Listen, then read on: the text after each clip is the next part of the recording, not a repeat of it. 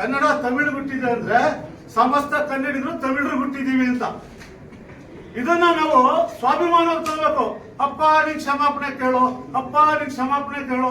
ಬೇಡ ಸರ್, ನೀವು ಗೋಧರಿಯ ಭಿಕ್ಷೆ ಬೇಡಿ, ನಿಮ್ಮ ಸ್ವಾಭಿಮಾನವನ್ನು ತೋರಿಸಿ. ನಿಮ್ಮದು ಅಂದ್ರೆ ಕನ್ನಡಿಗರ ಸ್ವಾಭಿಮಾನವನ್ನು ತೋರಿಸಿ. ಗೋವಿಂದ ಅಂತ ಹೋರಾಟಗಾರ ಇಲ್ಲಿ ಇರುವಾಗ ನಾನು ಕೇಳ್ಕೋಬಾರ್ದು.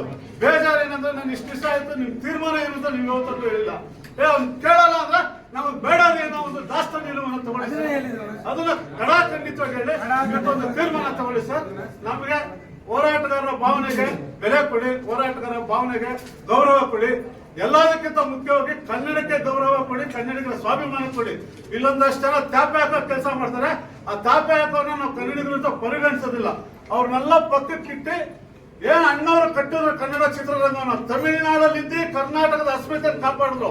ಆ ನಿಟ್ಟಿನಲ್ಲಿ ಕರ್ನಾಟಕದಲ್ಲಿರೋ ವಾಣಿಜ್ಯ ಮಂಡಳಿ ಕನ್ನಡದ ಅಸ್ಮಿತೆಯನ್ನು ಕಾಪಾಡಬೇಕು ಅಂತ ಹೇಳಿ ಇವತ್ತು ಹೋರಾಟ. ಏನು ರೂಸಲ್ ಮೀಟಿಂಗು ತುಂಬಾ ಇದು ಮೀಟಿಂಗ್, ನನ್ಗೇನ್ ಬೇಜಾರು, ಇಷ್ಟು ದಿವಸ ಮೀಟಿಂಗ್ ಮಾಡಿದ್ದೀರಾ, ಹೇಳಿದ್ದೀರಾ, ಕ್ಷಮಾಪಣೆ ಕೇಳಿಲ್ಲ. ರಾಜ್ಯ ಸರ್ಕಾರದ ಪ್ರತಿನಿಧಿ ಕನ್ನಡ ಸಂಸ್ಕೃತಿ ಇಲಾಖೆ ಮಂತ್ರಿಗಳು ಹೇಳಿದ್ದಾರೆ, ಸಾಹಿತ್ಯ ಪರಿಷತ್ ಹೇಳಿದೆ, ಅಭಿವೃದ್ಧಿ ಪ್ರಾಧಿಕಾರ ಹೇಳಿದೆ.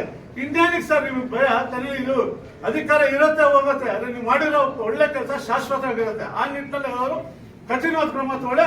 ಅವ್ನು ಕ್ಷಮಾಪಣೆ ಕೇಳಿದ್ರೆ ನಮ್ದು ಕೂದಲೋಯ್ತು, ನನಗಲ್ಲ ಲಾಸು.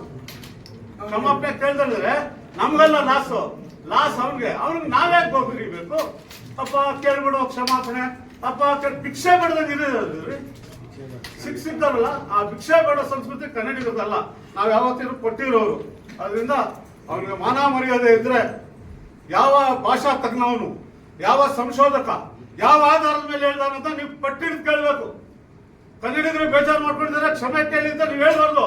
ನೀನ್ ಯಾವ ಆಧಾರದ ಮೇಲೆ ಹೇಳಿದೀಯಾ, ಸಾಕ್ಷಿ ಇದ್ರೆ ಹೇಳು, ಇಲ್ಲದ ಕ್ಷಮಾಪಣೆ ಕೇಳು ಅಂತ ಈ ಒಂದು ಚಿತ್ರರಂಗದ ಪ್ರಾತಿನಿಧಿಕ ಸಂಸ್ಥೆ ಇದು. ಇದಕ್ಕೊಂದು ಮೌಲ್ಯ, ಇದಕ್ಕೊಂದು ಗಟ್ಟಿತನ ಬರ್ಬೇಕಾದ್ರೆ ನಿಮ್ಮಿಂದ ನೀವು ಗಟ್ಟಿಯಾಗಿರ್ಬೇಕು ಸರ್.